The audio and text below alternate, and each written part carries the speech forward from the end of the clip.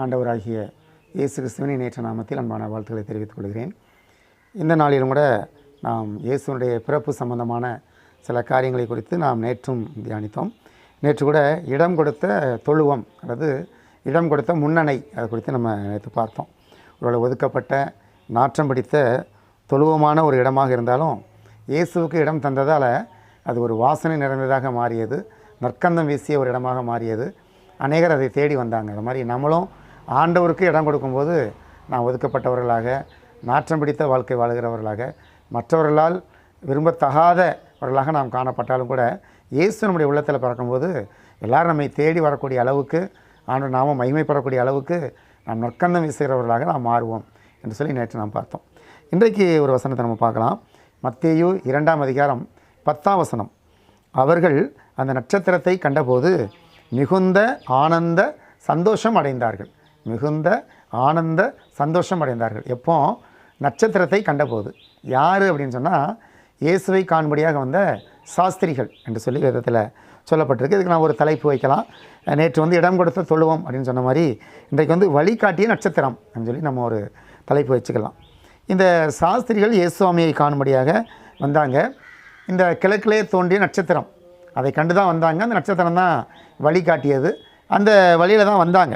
அதை தொடர்ந்து வந்தாங்க, அது பின்பற்றி வந்தாங்க, அது கூட்டி கொண்டு வந்த அந்த பாதையில் தான் வந்துட்டு இருந்தாங்க. ஆனால் நான் நினைக்கிறேன் ஒரு வேளை திடீர்னு சொல்லி அவங்களுக்குள்ள ஒரு யோசனை.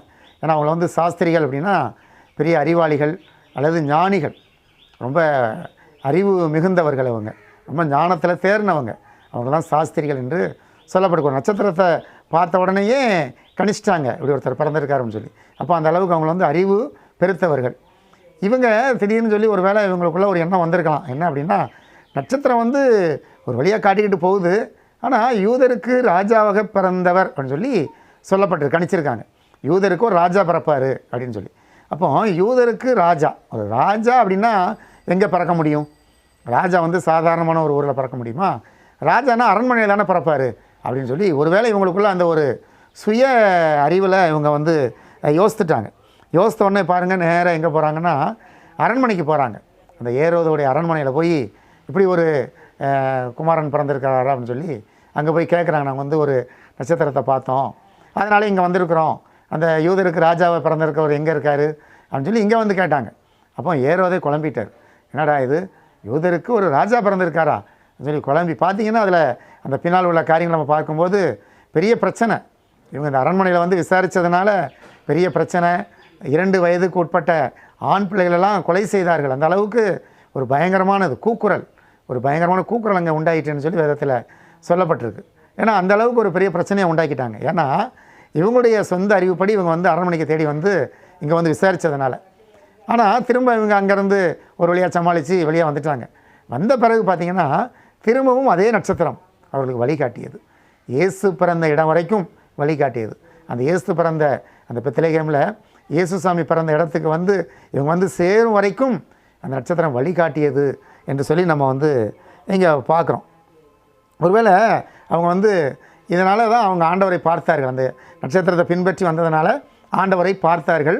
தங்களுடைய சுயத்தை பின்பற்றி போனதுனால பார்க்க முடியலை. ஆனால் திரும்பவும் நட்சத்திரத்தை அவர்கள் பின்பற்றி வந்ததுனால ஆண்டவரை தரிசித்தார்கள் என்று சொல்லி நாம் வேதத்தில் பார்க்குறோம். நம்முடைய வாழ்க்கையிலும் கூட நமக்குன்னு சொல்லி ஒரு லக்கு, ஒரு கோல் இருக்குது. அது என்ன அப்படின்னா பரம கானான். அந்த பரம கானானை அடைய வேண்டும். அங்கே சென்று நாம் சேர வேண்டும். அங்கே ஆண்டவரோடு கூட அரசாட்சி செய்ய வேண்டும். ஆண்டவரோடு கூட நீடூழி காலமாக நாம் வாழ வேண்டும். இதுதான் நம்முடைய கோல், நம்முடைய எய்ம் அதுதான். ஆனால் அதுக்கு ஒரு வழிகாட்டி இருக்கிறாரு. அவர் நம்முடைய ஆண்டவராகிய இயேசு கிறிஸ்து. அவர் சொன்னார், நானே வழி, நான் தான் வழி, என்னை பின்பற்றினா அந்த மோட்ச ராஜ்யத்துக்கு போக முடியும் என்று சொல்லி அவர் ஒரு வழி காட்டுறார். நமக்கு வழிகாட்டியாக ஒரு முன்னால் போய்கிட்டே இருக்கிறாரு. நம்மளும் கூட ஆண்டவரை பின்பற்றி தான் போகிறோம், ஆண்டவருக்கு பின்னாலே போகிறோம். ஏன்னா ஆண்டவருடைய வழியில் போனால் தானே அந்த நம்ம நினைச்ச காரியத்தை நம்ம சாதிக்க முடியும், அந்த பரம காணவனுக்குள்ளே செல்ல முடியும். ஆண்டவரை பின்பற்றி தான் போகிறோம். ஆனால் சில நேரங்களில் பார்த்திங்கன்னா நம்முடைய சுய அறிவு, நம்முடைய சுயம் அது நம்மளை மேற்கொள்கிறது. அப்போது நம்முடைய அந்த சுயத்துக்குள்ளே போயிடுறோம், இடம் கொடுத்துட்றோம். அப்போ உலகத்துக்குள்ளே போயிடுறோம். உலகத்துக்குள்ளே போனதுனால என்ன ஆயிடுறோம்னா வழிகாட்டி அந்த ஆண்டவரையும் நம்ம மறந்துடுறோம். நமக்கு வழிகாட்டியாக நம்ம கூட வர்ற ஆண்டவரை மறந்துட்டு இந்த உலகத்துக்கு பின்னால் போயிடுறோம். அப்போ என்ன ஆகுது அப்படின்னா அந்த பரம காணனை நம்மளால் தரிசிக்க முடியாத ஒரு சூழ்நிலைக்கு நம்ம போயிடுறோம். ஆனால் இப்பொழுதும் ஆண்டவர் நம்மளை பார்த்து சொல்கிறாரு, திரும்பி வா மகனே, மகளே, நீ திரும்பி வா, நான் உனக்கு வழிகாட்டுறேன். அந்த பரம காணானுக்குள் செல்வதற்கு நான் உனக்கு வழிகாட்டுறேன். என்னை பின்பற்றி வா, ஏன் பின்னால் வா, உன்னை நான் சரியாக கொண்டு நான் சேர்க்க வேண்டிய இடத்துல சேர்ப்பேன் என்று சொல்லி நம்மை மீண்டும் அந்த நட்சத்திரத்தை போல நம்மை அழைக்கிறவராக நம்முடைய ஆண்டவர் காணப்படுகிறார். இந்த நேரத்தில் நம்ம செய்ய வேண்டிய காரியம் என்ன? ஆண்டவரே, உம்முடைய வழியை விட்டுட்டு நான் வேறு வழியாக போயிட்டேன், அதனால் கஷ்டங்கள், துன்பங்கள், போராட்டம், பிரச்சனைகள். ஆனால் திரும்பவும் ஆண்டவரே, எனக்கு வழிகாட்டுகிற உம்மை நான் பின்பற்றி உமக்கு பின்னாலே நான் வருகிறேன். நீர் எனக்கு வழிகாட்டும், என்னை எங்கே கொண்டு போய் சேர்க்க வேண்டுமோ அந்த இடத்துல கொண்டு போய் சேர்த்தருளும் ஆண்டவரே என்று நாம் சொல்லி ஆண்டவரை பின்பற்றி நாம் செல்லும்போது ஆண்டவர் நித்தியமான அந்த மகிமையிலே நம்மை கொண்டு போய் சேர்ப்பார். அதில் எந்த விதமான சந்தேகமே இல்லை. இந்த எப்படி அந்த நட்சத்திரம் வழிகாட்டியதோ அதே போல் நம்முடைய ஆண்டவராக இயேசு கிறிஸ்து நமக்கு வழிகாட்டுகிறவராக காணப்படுகிறார். நாம் ஜெபம் செய்வோம்.